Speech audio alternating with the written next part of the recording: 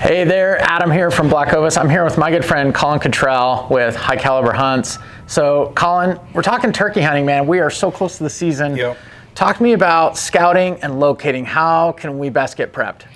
Yeah, man. So one of the things I see with turkey hunters is they don't spend the time in the woods before the season starts. They just run out in the woods. It's turkey season. Let's go. You know, and that's kind of, to me, that's a mistake. I think it's really, you're going to up your odds. You're going to give yourself a better opportunity by getting out a couple weeks before the season starts. You don't have to take a lot of time, Adam, but if you get out there for a day, a couple days, spend that time scouting, it's really going to up your odds, your opportunity for killing a bird. A couple of the tips that I really want to stress is in scouting is, first of all, get out and call, or even honestly just get out and listen early morning and late evening, at sunrise and sunset.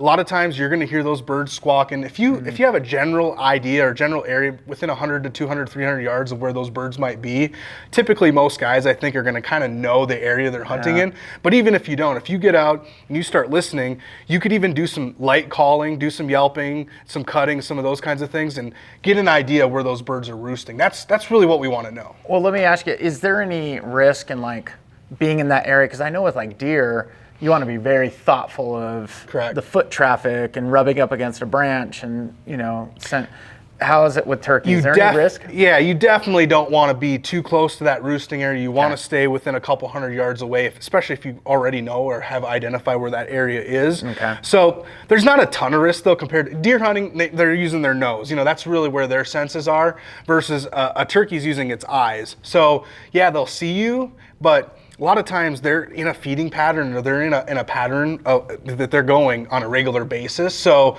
they're not going to be boogered up by a farmer or somebody who's just generally out listening, walking around, hiking, whatever. So typically that's not going to be a big deal. But yeah, you want to be smart. We want to give ourselves the highest opportunity for success. So typically what I like to say is get out there, listen for those birds. Once you kind of locate a general area where you're hearing birds yelp and cut, maybe even some gobbling early in the, right before season starts, you'll start to hear some good gobbling.